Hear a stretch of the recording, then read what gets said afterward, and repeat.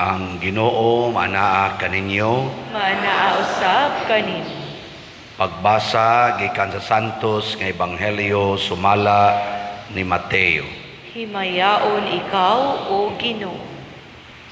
Sa pagkadungog ni Hesus nga gibilanggo si Juan, miadto siya sa Galilea. Mibiya siya sa Nazaret ug didto puyo sa Capernaum, usa ka lungsod nga daplin sa lanaw sa Galilea, sa kayutaan sa Zabulon ug Neftali, sa ingon natuman ang gisulti ni propeta Isaías, yuta sa Zabulon ug yuta sa Neftali, agianan padulong sa dagat, tabok sa Jordan, Galilea sa mga dili Hudiyo. Ang mga tao nga nagpuyo sa kangit-ngit nakakitag dakong kahayag. Kanila nga nagpuyo sa mangit-ngit nga yuta sa kamatayon, mudanag ang kahayag. Sukad niadto si Hesus nagwali nga nag-ingon, hinulsuli ang inyong mga sala, kay hapit na maghari ang Dios. Samtang naglakaw si Hesus daplin sa lanaw sa Galilea, nakita niya ang duha ka magsuon nga mananagat, si Simon nga ginganlag Pedro ug si Andres ug ang iyang igsuon nga namukot. Si Hesus miingon kanila, kuyog kamo kanako ug tudluan ko kamo sa pagpanagat og mga tao. Diha-diha gibiyaan nila ang ilang mga pukot ug mikuyog kaniya. Mipadayon siya paglakaw ug nakita niya ang laing duha ka magsuon, si Santiago ug si Juan nga mga anak ni Zebedeo. Didto sila sa ilang sakayan uban sa ilang amahan, nagpuna sila sa ilang mga pukot. Gitawag sila ni Hesus ug diha-diha gibiyaan nila ang ilang sakayan ug ang ilang amahan ug mikuyog sila kaniya. Si Hesus misuroy sa tibuok Galilea ug nagtudlo sulod sa ilang mga sinagoga ug nagwali sa maayong balita bahin sa paghari sa Dios ug nag-ayo sa mga masakiton.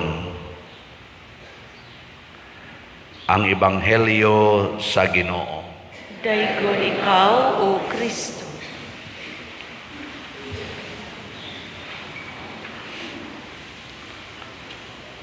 Matud pa sa atong tubag,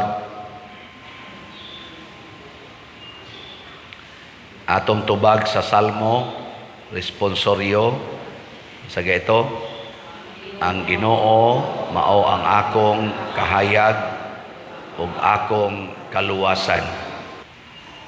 Kinsa ninyo dinhi ang muangkon nga sa imong kinabuhi ang Ginoo gyud mao imong kahayag ug kaluwasan? Taas ang kamot. Kanang uban ang yawa mao inyong kaluwasan. No? Sige, tagaan ta mog second chance. Kinsa dinhi ang muangkon nga si Hesus or ang Ginoo maoy imong kahayag o kaluwasan? Taas ang kamot. Napaginauaw mo pataas or ilag yung ingnon nga di si Hesus, di gyud ang Ginoo maoy kaluwasan. Nganong nanimba mo dinhi? Unsay rason?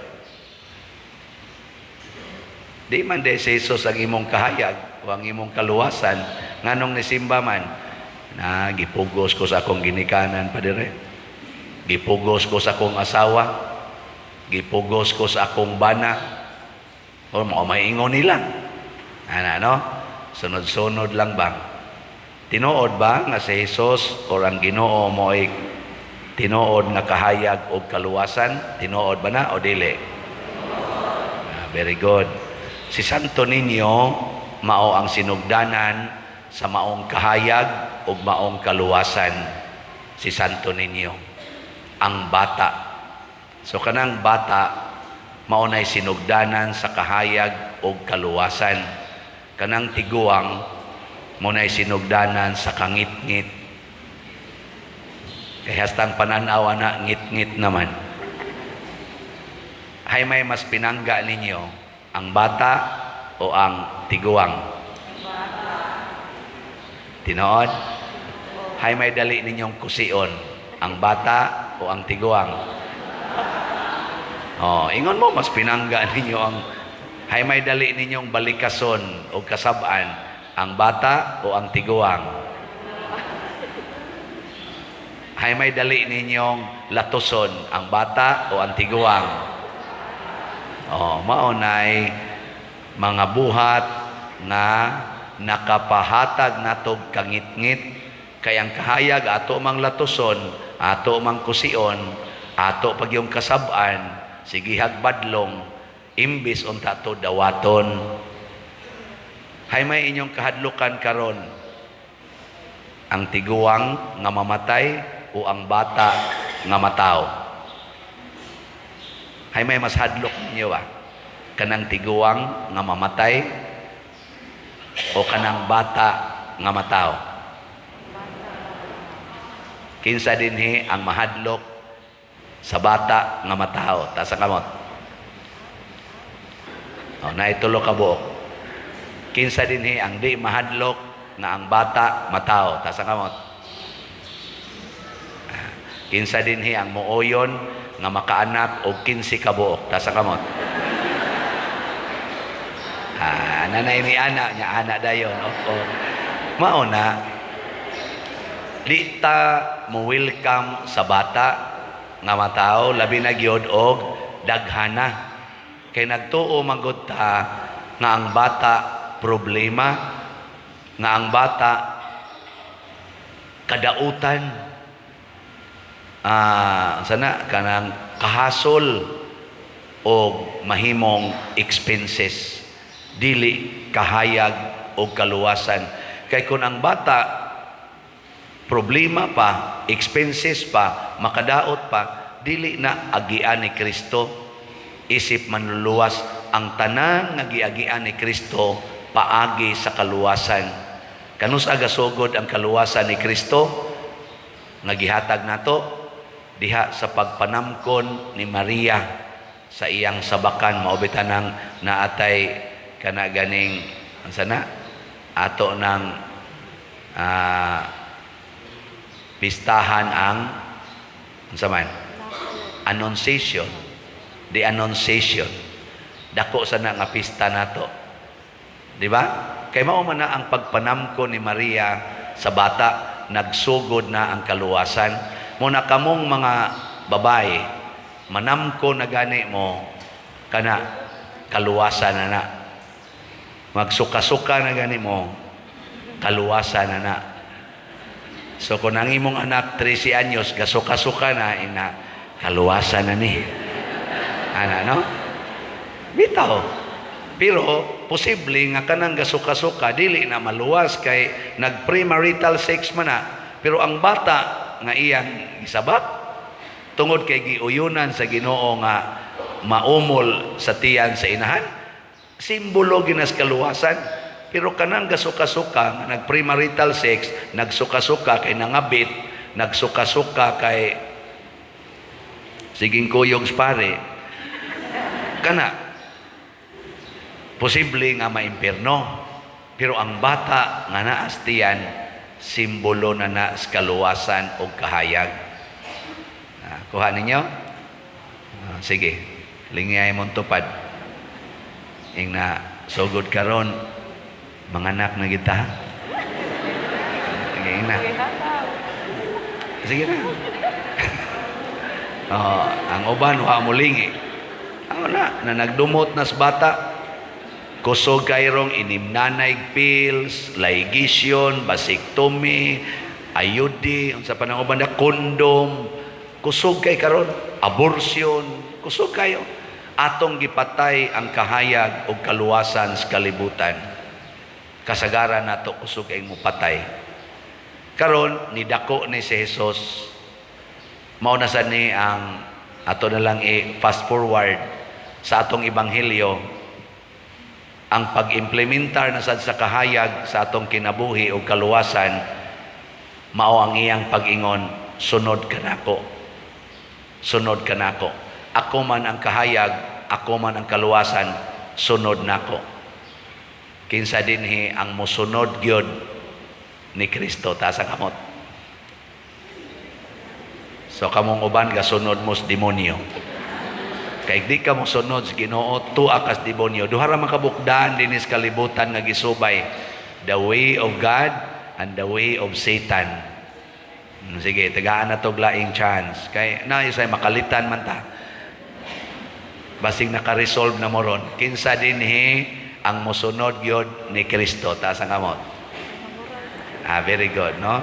Jutay na lang ang mga yawan, no? Kamay na lang kayo, siguro mga 10% na lang.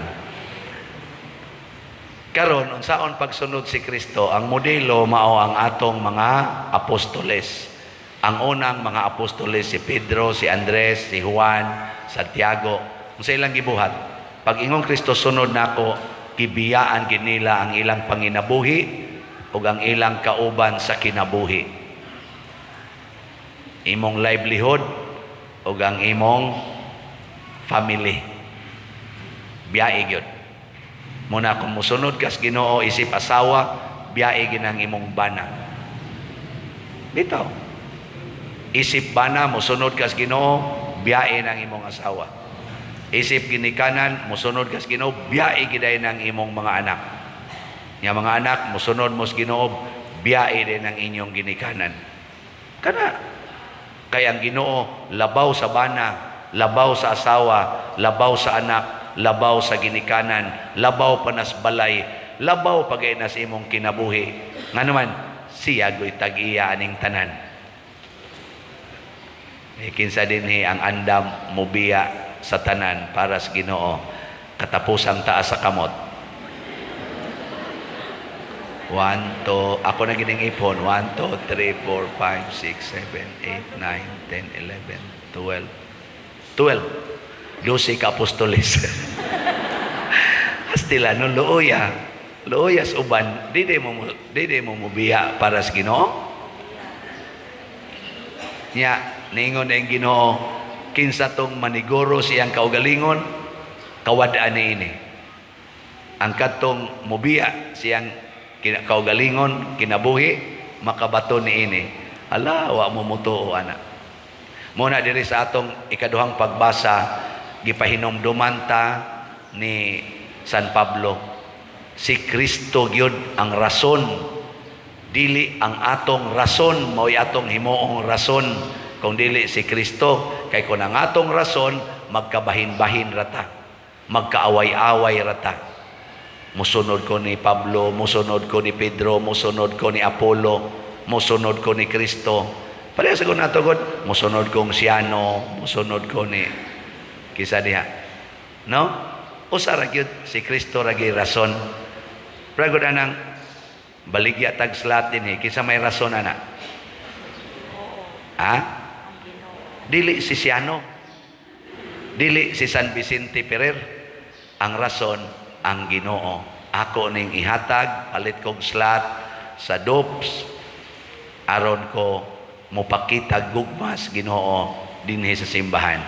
Mupalit ko og SNJP, Santo Niño's Joyful Power, kay para ni sa akong gugmas Ginoo. Sige, lingiay mong tupad. Lingiya ba? Hinapila na kaslati mo na palit. Matana ko no. Tanaw na to o equivalent ba sa imong snacks nga gikaon kada adlaw. No?